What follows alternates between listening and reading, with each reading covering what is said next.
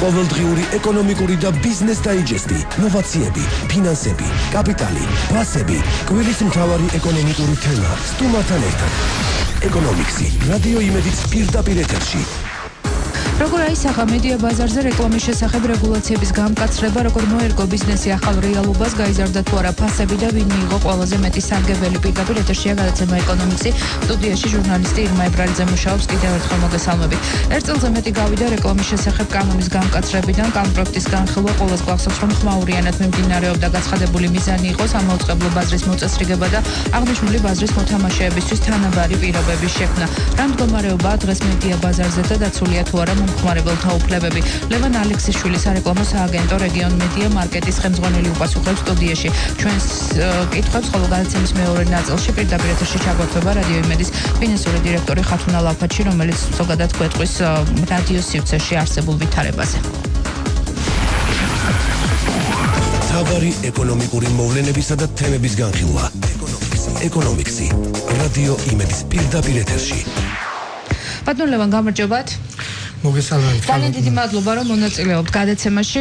ეს თემა აქტუალობა პრინციპში ამ ეტაპზე შეიძლება ითქვას ესე მედიის არ აქვს ჯერ კიდევ დაკარგული წელიწადზე მეტი გავიდა, რაც ეს რეგულაციები შევიდა ძალაში და ჩვენ ძალიან კარგად გვახსოვს ის ხმაურიანი განხილვები პარლამენტში, რაც თან ახდა ამ კანონ პროექტს და მაშინ ითქვა, რომ ეს იყო ევრორეგულაციებიდან გამომდინარე და არაერთი მიზეზი დაასახელდა, მაგრამ მთავარი მიზანი, რაც ითქვა ინიციატორების მხრიდან, რომ ეს არის სამაუწყებლო ბაზრის მოწესრიგება და აღნიშნული ბაზრის მოთამაშეებისთვის თანაბარი პირობების შექმნა. მიღწეულია მიზანი? მოგესალმებით, მადლობას გადაგიხდით მოწვევისთვის. მივესალმები რადიო მსმენელებს. თქვენ სწორად აღნიშნეთ, მთავარი მიზანი მოწესრიგება, ბაზრის და თანაბარი პირობების შექმნა. ეს მიზანი მე ჩავთვლი, რომ დიდწილად მიღწეული არ არის, თუმცა რაღაც ძვრები არის და რატომ? პირველი, როდესაც საუბარია რა იყო კანონის, ან როგორ შედგებოდა ეს კანონი, ხო ცვლილებები რა იყო? პირველი ცვლილებები იყო ის, რომ შეიზღუდა სარეკლამო დრო და გადანაწილა თანაბრად დღე-ღამის განმავლობაში მაუწყებლისთვის 12 წუთი. ამის мотиваცია რა იყო? სახელმწიფო ამ შემთხვევაში სახელმწიფო ეუბნებოდა ტელემაუწყებლებს, რომ თქვენ კი არ შექმნათ ერთი ან ორი პოპულარული გადაცემა, სადაც აითვისებთ მეტ სარეკლამო დროს. არამედ თქვენ დღის განმავლობაში, დღე-ღამის განმავლობაში შექმნით მეტი პოპულარული გადაცემა და იქ გამოიყენეთ ეს სარეკლამო დრო. ერთი შეხედვით ეს მიზანი კარგია, ხო? მაყურებლის ინტერესზე აპელირება ხდებოდა ამ შემთხვევაში. მეორე მხრივ საუბარი იყო იმაზე, რომ სარეკლამო დროის შემცირება ამ მონაკვეთში და ბევრი ტელეკომპანია მას ვერ მოახერხებდა, ხო, ყველა დროს მაღალი რეიტინგული გადაცემის შექმნას, გამოათავისუფლდება გარკვეულ სარეკლამო ბიუჯეტს, რომელიც წავიდოდა სხვა ასე ვთქვათ მედია არხებზე. როგორც იყო რეგიონული ტელევიზიები, ბეჭდური ტელევიზიები, რადიო სადგურები და ასე შემდეგ. მიზანი თავისთავად ერთი შეხედვით, ამ კანონის ერთი შეხედვით ინტერპრეტირება იყო ჯანსაღი. თუმცა ეს კანონი თავიდანვე ვამბობდით, ჩვენ ამ შემთხვევაში მეწვდომაში ეს პოზიცია ვერ მიაღწევდა ამ მიზანს, თუ იქნებოდა მხოლოდ ეს კანონი და არა სხვა ტიპის ღონისძიებებიც გატარებული. მაგალითად ის, რომ ჩვენ თუ საუბრობთ, რომ თუ ნაციონალურ არხებზე შეიზღუდება სარეკლამო დრო და აქედან თანხა გადმოვა რეგიონულ არხებზე, როგორც იაპ სატელევიზიო მედიაზე, ეს ასე ვერ მოხდებოდა, რადგან ნაციონალური მედია არხები იცი ვიცით, რომ იზომება პანელური კვლევით, რასაც ითხოვს ყველა მსხვილი დამკვეთი, ასე ვთქვათ, დიდი დამკვეთი, საერთაშორისო დამკვეთები განსაკუთრებით. ეს არის მონაცემები რასაც ზომავს TVMR საქართველოს და შემდეგ მეორე ახალი კომპანია კანტარ მედია.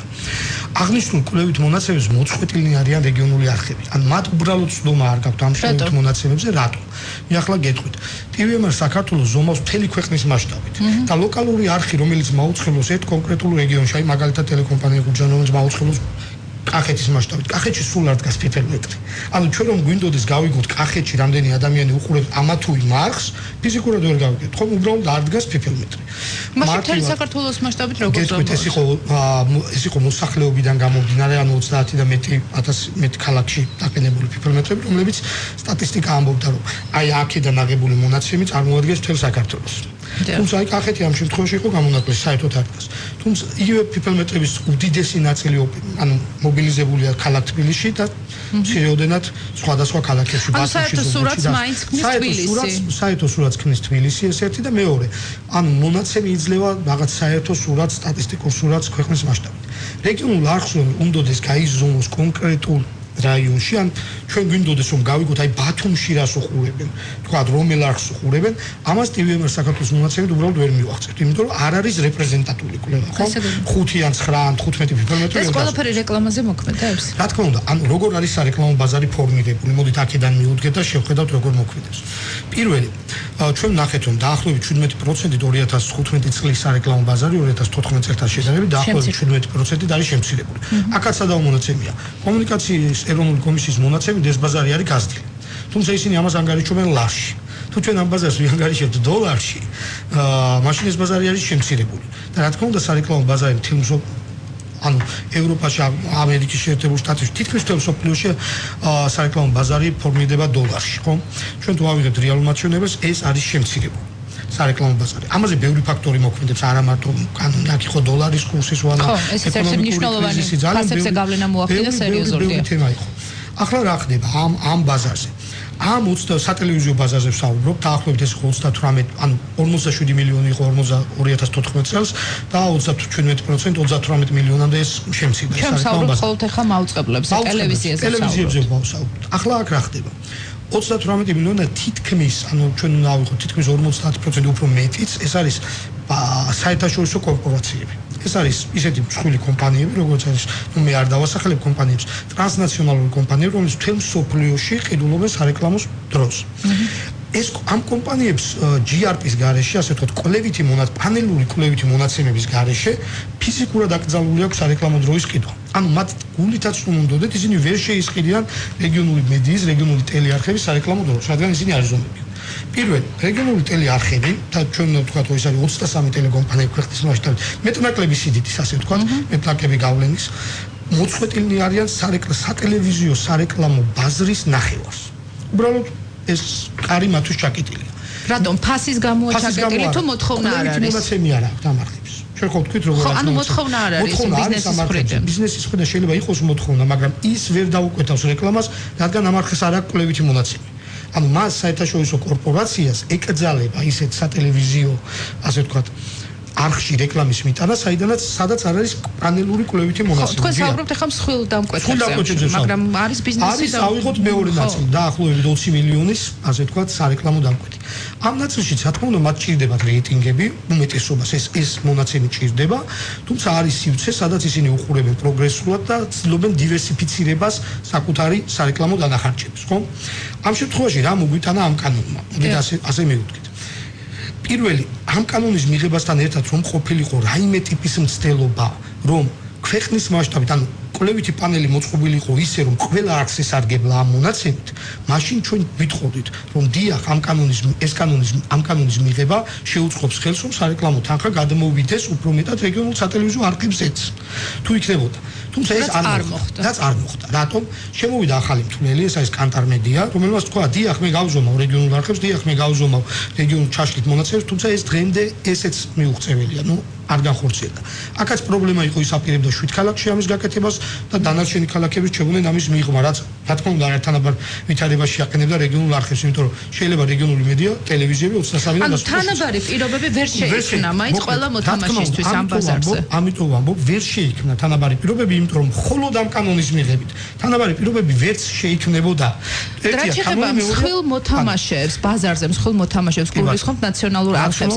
მათ ამ კანონის მიღებით იხეირეს თუ პირიქით ზარალი განიცადეს ნაციონალური ტელეარხები ჩვენ გვახსოვს რამდენიმე განსაკუთრებული ერთიანული მათი წარმომადგენელი ამბობდა რომ ამ კანონის მიღებით ეს კანონი მიმართულია იმისკენ რომ ჩვენ დავკარგოთ სარეკლამო შემოსავლები და ეს მუდმივად გვახსოვს ამის შემდეგ რა მოხდა ანუ ფაქტიურად თუ შევხედავთ მათ შეიძლება აქვთ მცირეოდენი კლება თუმცა მათ გაცილებით ნაკლები სარეკლამო დრო გაყიდეს უფრო ძვირ ფასად ანუ ძვირი ღირებულებით სარეკლამო ფასები გაიზარდა არა აი ესეთი გამონათქვამები იყო მაშინ მე განხილვას ვესწრებოდი და მახსოვს რომ ამბობდნენ ინიციატორები რომ ტელევიზიაში როდესაც იქნება გაზრდილი ფასები ის დამკვეთი ადგება და წავა მაგალითად რადიოში ბეჭდურ მედიაში ანუ მოხდა ესე გადანაწილება თუ იმან მაინც აირჩია რომ გადაიხადოს ძვირი ფასი და ტელევიზიაში გააკეთეს რეკლამა ძირითადად თუ ჩვენ შევხედავთ მოხდა ის რომ ადამიანებმა გადაიხადეს ძვირი ფასი და გააკეთეს ტელევიზიაში მაინც ტელევიზიაში და რატო მარტივი ლოგიკა.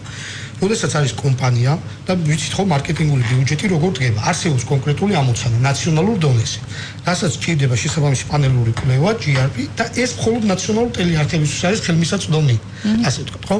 როდესაც მე გეგმავ ბიუჯეტს, აქ თუ გამიწვევდა მომსახურება, მე უნდა შევიძინო აქ მინიმალური მომსახურება, რაც მე მჭირდება ჩემი კომპანიის ინტერესებისთვის. ამიტომ მე მიწევს ზვიდის გადახდა. რაც განსაზღვრავს კვლევა, აი ჩვენ საუბრობთ მარტივი შედარება რომ მოვიტანოთ, რომ გაიზარდოს პულზე ფასი, გავზარდოთ პულზე ფასი და ვთქვათ, რომ ამით გაიყიდება პირობითად მეტი ჭადი ზიაფირის, არა ხო? პური არის ისეთი მოთხოვნადი პროდუქტი და მაინც გადაიხდით. ჩვენ მჭირდება კონკრეტული ამისთვის და მაინც გადავიხდით ამაში თანხას. ეს ასე მოხდა. იმიტომ ჩვენ თუ გვინდა რომ ეს თანხა გადმოსული ხო და ბაზარი ყოფილიყო უფრო თანაბარი, მაშინ უნდა მიგვეცა სხვა მედია საშუალებებისთვისაც საშუალება გვეზრუნა რაიმე ფორმით, რომ ისინიც თანაბარ პირობებში ჩამდგარიყვნენ, ანუ როგორც იზომება პირობითად ნაციონალური არხი, შესაძლებელი იყოს ასევე გაიზომოს რეგიონული არხი, ხო? ანუ თანაბარ პირობებში როდესაც იქნებიან, დიახ, ვიტყვით რომ აქ ფასი მაღალია, აქ დაბალია და მოხდა დივერსიფიკაცია, ანუ აქედან თანხა გადმოვიდა აქ. ანუ ფაქტობრივად რეგიონული მედიისთვის არაფერი არ შეცვლა. რეგიონული მედიისთვის დიდად არაფერი არ შეცვლა, მე პირდაპირ გეტყვით რომ ფასები მე წარმოვიდგენ კომპანიას რეგიონ მედია მარკეტს, რომელიც არის sales house-ი რეგიონული მედიის, ანუ რეგიონული ტელეარხების, ხო? ანუ ის რაც რეკლამა ზოგადად რაც იყიდება რეგიონულ ტელეარხებზე, 60% ყიდის კომპანია, რომელსაც მე წარმოვადგენ. ამ შემთხვევაში რა მოხდა, ხო, ზუსტად ვიცით. ნაციონალურ ტელეარხებზე გაიზარდა რეკლამის ფასი, წუთის ღირებულება და 2014 წელთან შედარებით რეგიონულ ტელეარხებზე დაიკლო წუთის ღირებულება. დაიკლო წუთის ღირებულება. მაგრამ მაინც არ არის მოთხოვნა. არ მოთხოვნა დაკლებამ გარკვეულწილად გაზარდა მოთხოვნა, ჩვენ უხურებთ ამას რომ 2015 თუმცა მაშინ ესე რომ მივიღეთ, ანუ კონკურენციას ვერ უწევს. კი, რა თქმა უნდა, ის მოკლებულია პანელს, აი ნახეთ, მოკლებულია შესაძლებლობა. ეს როგორი შესაძლებლობაა, წარმოვიდგინოთ, რომ ჩვენ მოედანზე გავიდეთ სათამაშოდ ერთ მოედანზე და თქვენ გქონდეთ ყველანაირი აღჭურვილობა და ჩვენ იყო თვალახვეული, ხო? აი ასეთ მდგომარეობაშია რეგიონული ტელეარხი. ანუ რა არის რეგიონული ტელეარხის სპეციფიკა, ხო? აი რასაც ჩვენ წარმოვადგენ და ვცდილობ დავუხსნა დამკვეთებს. პირველი, ის იძლევა საშუალებას, რომ შენი სარეკლამო ბიუჯეტის დივერსიფიკაცია გააკეთო. თუ არ ჭირდება მთელი საქართველოს, ჭირდება რამდენიმე ქალაქი, განსაზღვრამ რამდენიმე ქალაქზე ბიუჯეტი. ხო, სადაც შენი პროდუქცია უფრო აქტიურად იყიდება. მეორე საკითხი, რასაც ნაციონალურ არხზე ვერ გააკეთებ. მეორე საკითხი, შეგიძლია ერთ კონკრეტულ ქალაქში აიღო სხვა მარკეტინგული ამოცანა და ასე ვთქვათ, აიღო მეტი სარეკლამო დრო და მეორე კონკრეტულ ქალაქში აიღო მცირე სარეკლამო დრო და გაიმაგრო პოზიციები. ანუ მე როგორც თქვენი საუბრიდან ხვდები, კანონის ცვლილება ამ შემთხვევაში რეგიონულ მედიაზე კანონის ცვლილება ვერ მოახდენს. მხოლოდ კანონის ცვლილება, მაგას ვსაუბრობ. ჩვენ ამას ვამბობდით მაშინაც. მხოლოდ კანონის ცვლილება ვერ მოახდენს. თარა სპეციფიკა აქვს რეგიონულ არხებს, მოდით შევხედოთ. ისინი ქმნიან ძალიან ლოკალურ კონტენტს და ძალიან ახლო არიან ადგილობრივ აუდიტორიასთან, ხო? ადამიანის პირობითად ხალი რომ უვარდება სახლში, არ გაუშუქებს ნაციონალური არხი და უშუქებს რეგიონული არხი. ის საკუთარ გუბერნატორს ვერ მოусვეს, სხვაგან და ტელეფონით რაღაც ვერ დაურეკავს პირდაპირ ეთერში. კითხვას ვერ დაუსვას თუ არა რეგიონულ არხს. ანუ სპეციფიური ახლოს დგას ლოკალურ აუდიტორიასთან და არის სპეციფიური ბაზარი. უბრალოდ ამ ბაზარს აკლია მთვლელი.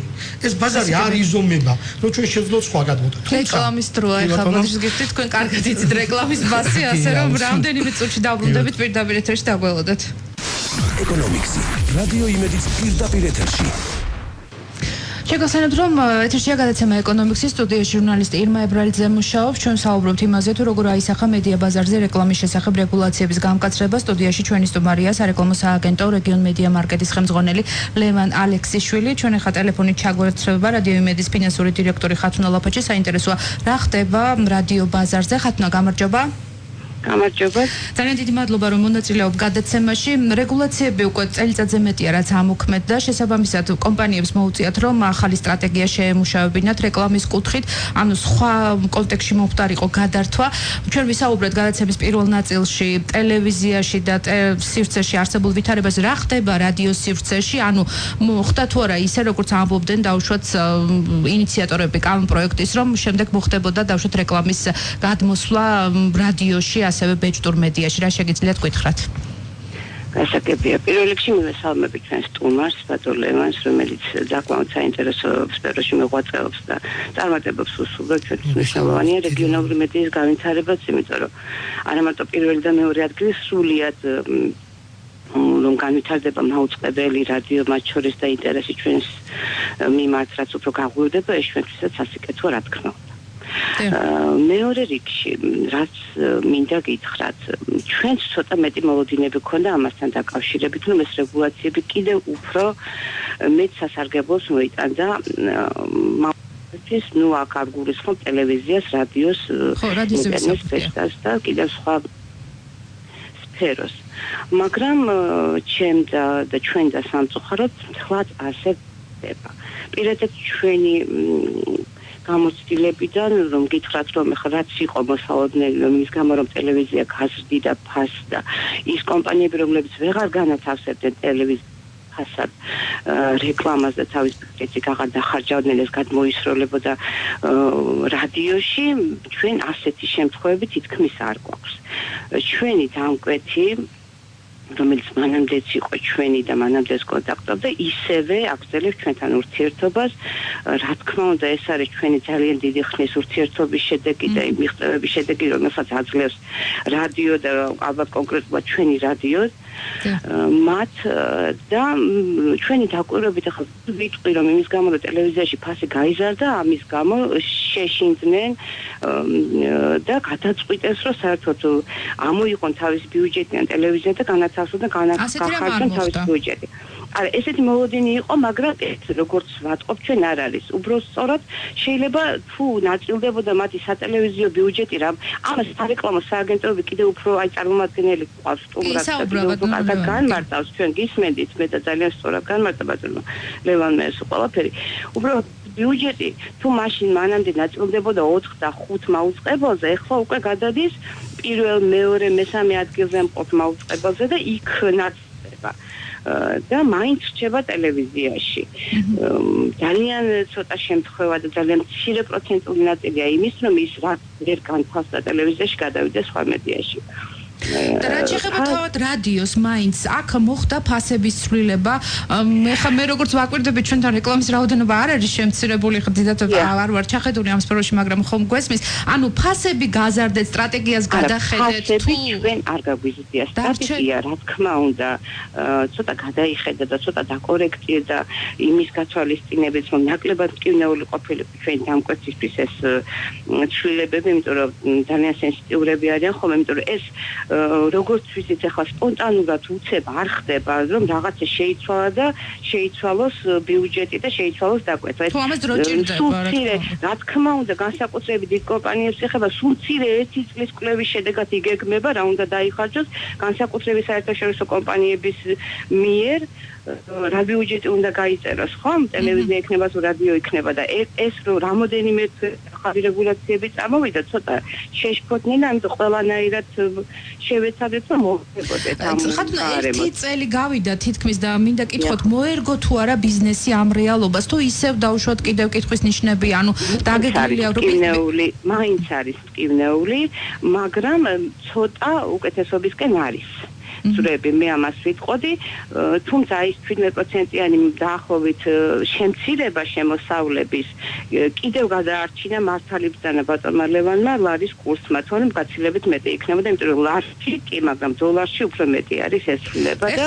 კურსის სტაბილურობისკენ მიდის ყოველ შემთხვევაში ასე ჩანს ამ ეტაპზე ეს იმოქმედებს ეს არ არის კარგი მაუწყებლობის მაშინ ესე გამოდის დოლარში ხდება გაყიდვა ხო იმიტომ რომ ფაქტიურად ფასები ჩვენ ფასები არ გაგვიზრდია. უბრალოდ აქ არის ცოტა მტკივნეული იმის გამო რომ დრო შეიზღუდა თუმცა ჩვენ ყოველთვის ვიცავდით იმ 15 წუთიან ინტერვალს რომლის უფლებაც ჰქონდა მაგრამ მაშინ იყო არა მარტო საათში მთლიანად 24 საათის განმავლობაში ჩვენ ნებასრულის მიხედვით შეგვეძლო გადაგვინაწილება ხო არსებობდა გარკვეული შეზღუდვები რა თქმა უნდა არსებობდა ჩვენ ამას ვიცავდით სიამაყით შემიძლია ვთქვა და ამიტომ ეს კუთხე ძალიან არ იყო მონიტორინგთან სპონსორობის მხრიდან იყო უფრო მტკივნეული რომ შეიზღუდა რეგლამენტი მონიტორინგთან დაკავშირებით მინდა კითხოთ მარეგულირებელი კომისია ვალდებულია რომ მონიტორინგი აწარმოოს სხვადასხვა მაუწყებელებზე აი იყო მაგალითად მე პირადად ხა არ დავასახელებ რადიო სადგურს მაგრამ იყო დარღვევები იგივე რეკლამის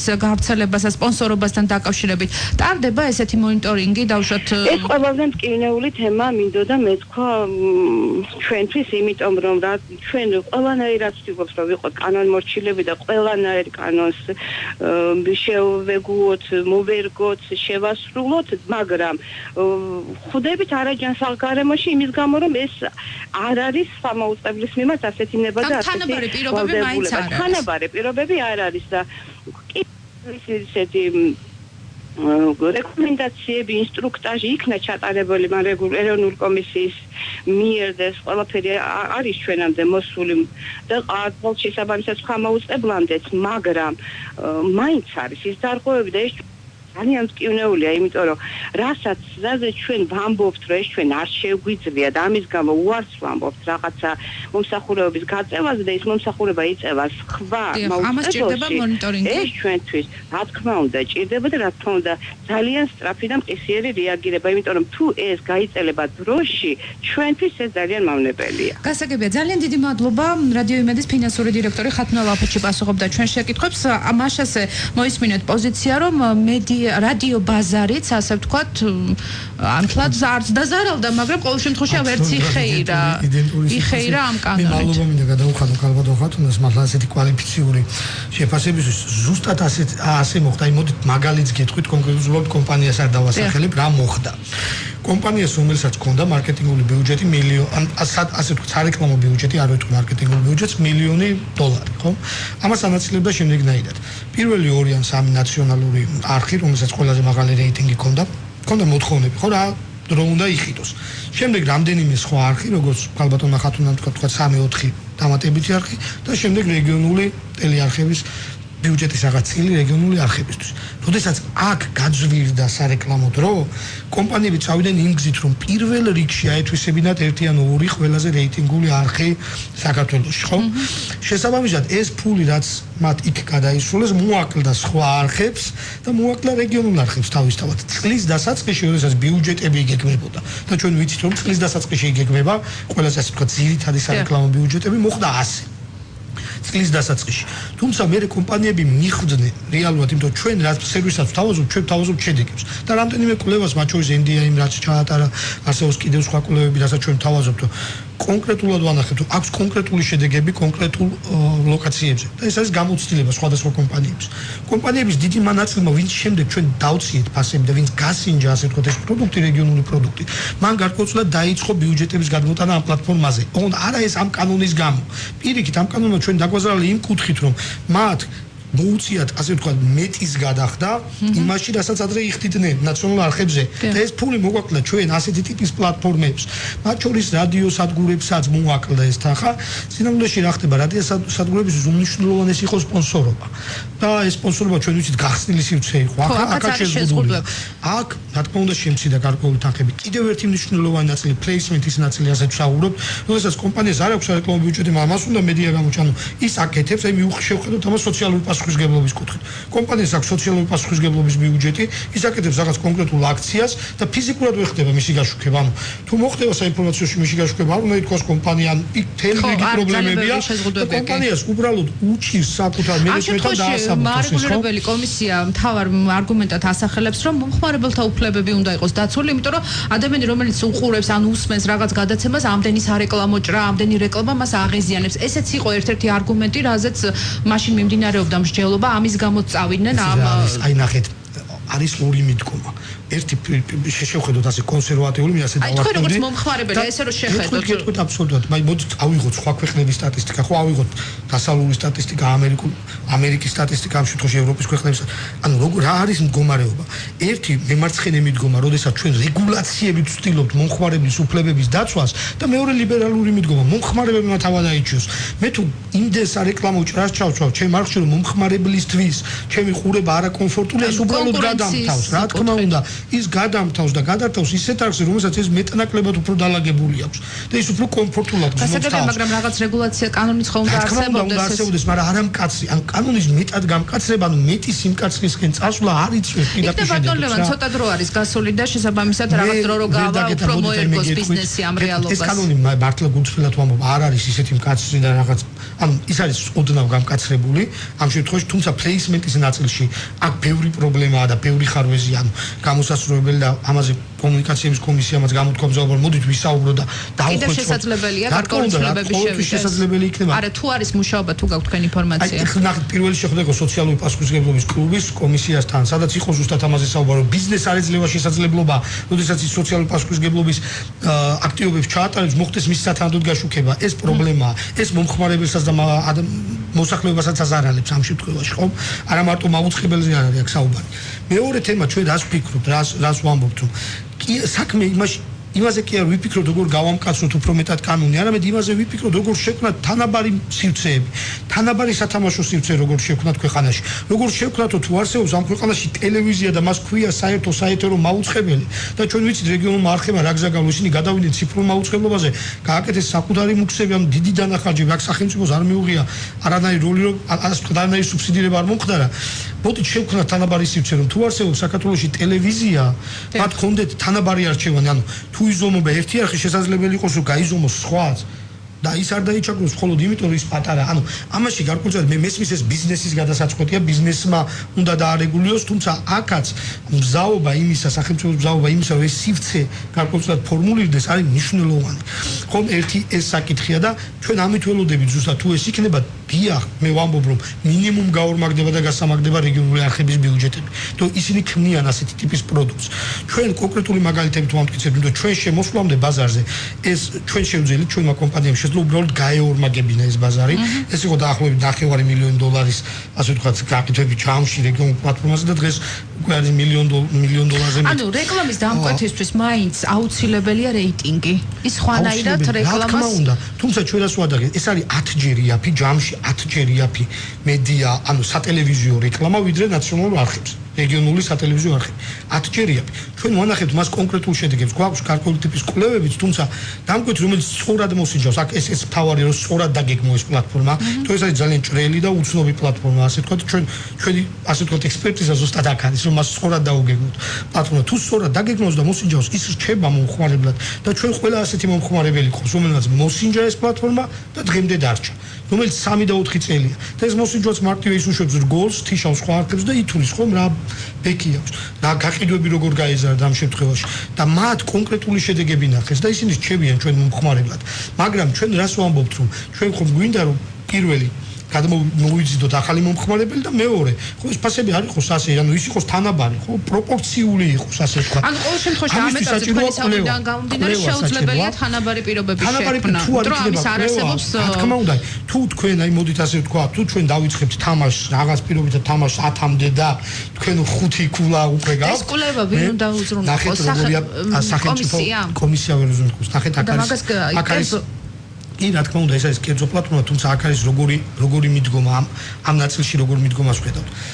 გარკვეულწილად სახელმწიფოს აქვს დიდი თუმას აქვს სურვილი, რომ თანაბარ ვითარებაში ჩაქმნოს ტელევიზიები, შესაძლებელია მოხდეს გარკვეული ტიპის სუბსიდირება, გარკვეული ტიპის მხარდაჭერა, წახალისება, თუნდაც საგადასახადო პოლიტიკის მიმართულებით, რომ ქვეყანაში ვინ შექმნის პლატფორმას, ანუ საკუთრივ პლატფორმას, რომელზეც თანაბარი წვდომა ექნება ყველა, ანუ ხო, მაგრამ აქ მეორე მომენტია სანდოობა, ვენდობი თუ არა ამ კომპანიას, იმიტომ რომ ესე ძალიან ბევრჯერ კითხვის ნიშანი დაისვა ამასთან დაკავშირებით. აბსოლუტურად გეთაქვებით, იგივე ეს შესაძლებელი იყო TVMR-ის მაგალითზე, ხომ უბრალოდ ეჭვდებოდა ძალიან ძვირი და მათ აიღეს მინიმალური პაკეტი, მინიმალურად შეიძლება მომხდარიყო. თუმცა ჩვენ შევხედოთ ასე, ის რაც დაიწყო, როდესაც შეიქმნეს TVMR საქართველოს, ასე ვთქვათ, ეს კვლევითი კომპანია და ამ შემთხვევაში იყო სულ რამდენიმე არხი, ხო, რამდენიმე ნაციონალურ არხზე იყო ინტერესი. ამის შემდეგ ცხოვრება განვითარდა, წინ წავიდა, ხო, რაღაცები შეიცვალა, ბიზნესში სხვა გამოწვევები რჩება გადაცემის დასრულებამდე მონიტორინგთან დაკავშირებით მე ხათუნასაც ვკითხე და მინდა თქვენც კითხოთ, ანუ ეს არის თუ ვინ უნდა გააკონტროლოს ამ კანონის აღსრულება თუ არა დავუშვათ კომისიამ ამ კუთხით აბსოლუტურად გეთახვევით კომისიამ როგორც მე რატომ ძარალდები დავუშვათ კანონს თუ ვიცავ და მეორე არა აბსოლუტურად გეთახვევით კომისია როგორც ვიცი ამ მიმართულებით მუშაობს, თუმცა ეს იმდენად რთული პროცესია და ძირითადად აი თუ ხდება რაღაც ტიპის საჩივრები ამ შემთხვევაში რეაგირება რა თქმა უნდა არის. ხო, საჩივრებზე ხდება რეაგირება. ჩვენ ვამბობთ რომ საჩივრებზე ხდება რეაგირება, სხვა შემთხვევაში ჩვენ ვამბობთ რომ კომისია მუშაობს, თუმცა თუ არ არის საჩივრის ამის გახმაურებაც ნაკლებ ხდება, ხომ და ამაზეც ინფორმაციაზე წვდომა არ გვაქვს.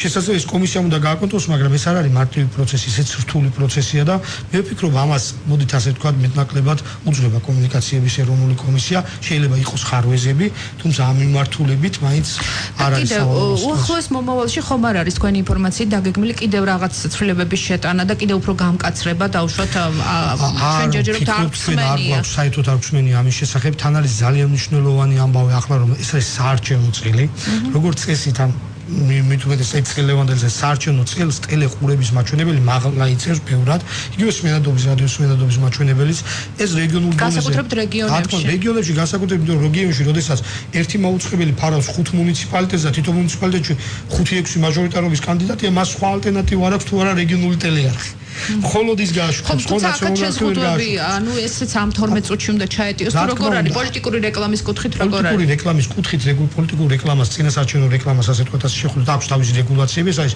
ფასიანი და უფასო რეგულაცია. ამ ვალდებული ხარ უფასოც გაუშვა? ამ კუთხით, რა თქმა უნდა, მნიშვნელოვანი ძვრა მოხდა, მინდა გითხრათ, იმიტომ რომ წინა პერიოდში ჩვენ ვიცით რომ იყო ასე. ორნაირად თარგმნიდა კომისია ამ მდგომარეობას. ერთი იყო პირველად ასე რომ კანონში წერია ესეთი მოხდა ან და ამით თამაში ხდება. ერთი იყო ასე რომ თუ თქვენ გაუშვებდით ფასიან პოლიტიკურ რეკლამას, მე ვამბობ 2012-ის წინა არჩევნებზე, თუ გაუშვებდით ფასიან პოლიტიკურ რეკლამას ვალდებულება ქონდათ უფასოსი და 2012 წლისთვის უკვე იყო ასე რომ თქვენ მაინც ქონდათ ვალდებულება უფასოთი, ანუ უკვე სხვანაირად წაიკითხეს კანონი. ეხლა როგორ არის? ეხლა არის ისე რომ ის ვინც ისარგებლებს კონკრეტული ფასიანი მომსახურების დროით, იმის პროპორციულად მიიღებს უფასო მომსახურებას. ანუ ეს აღარ არის რომ ყველას უფასო. მე ზოგადად მე რომ მკითხავ მხოლოდ იმას ეკუთვნის უფასო. მას ეკუთვნის უფასო სარეკლამო ძრო გარკვეული. მე რომ მკითხოთ ზოგადად, როდესაც ავალდებულებ კერძო კომერციულ მაუწყებელს, რომ ის მოიმსახუროს ვიღაცას უფასო სარეკლამო ძრო გამოხოს თუ არა ის სოციალური, მათ შორის პოლიტიკურ პარტიებს, რომელსაც აქვს კონკრეტული დაფინანსება, ხო? ბიუჯეტიდან მათ შორის საკუთარი სასწრაფო. ეს არის უფასო რეკლამებზე აკეთებდნენ. რა თქმა უნდა, იმიტომ რომ ნახეთ, თუ თქვენ 90 3 საათში 90 წამს მოგცემენ უფასო, თქვენ აღარ გიჭირდება ფასიანი პოლიტიკური დრო, თუ არ არის რაღაც ასწაული ტიპის კონკურენცია. ამით წლების განმავლობაში დაიხრჩო რეგიონული არხები, აი რასაც ქვია, დაიხრჩნენ ამ მიმართულებით. წელს ამ ხრივ უკეთესობა გვაქვს, თუმცა და მინდა კითხოთ აუცილებლად, საქართველოში მედია განიხილება თუ არა როგორც ბიზნესი, არის თუ არა ბიზნესი? მე გეტყვით, აი ჩემი პირადი როგორი რაღაც არის, ეს პირადი აზარტია, ასე ვთქვათ, მოდი ცხოვრებისოლ აზარს დავარქმევ, რომ იმ პლატფორმაზე, სადაც მე ვარ, ხელი შეუწყო და გავხადო ეს მედია კომპანიები წარმატებული ბიზნესი. და ეს დაიწყო. რეგიონულ დონეზე უკვე ეს ამოქმედებულია. თუმცა მოდით ვაღიაროთ. ტელევიზია ზოგადად ქვეყანაში არის დოტაციული. მოდი ის არ არის მომგებიანი. მე მაგალითად რადიო შემთხვევაში ზუსტად ვიცი რომ ჩვენთვის ეს მხოლოდ სარეკლამო შემოსავლებით ცხოვრობს. რა თქმა უნდა, მოდით ასე ვთქვათ, დანახარჯები, სატელევიზიო და რადიო დანახარჯები მნიშვნელოვნად განსხვავდება ერთმანეთისგან. რა თქმა უნდა. ანუ აბსოლუტურად სადა დედამიწა რა სხვაობა, იმიტომ რომ იქ კადრი და ბევრი თემა იცის მაყურებელმა, იცის რადიო მსმენელმა ამის შესახებ. ხო, რადიო შემთხვევაში ეს უფრო მოსახერხებელია, რომ შექმნა ბიზნესი.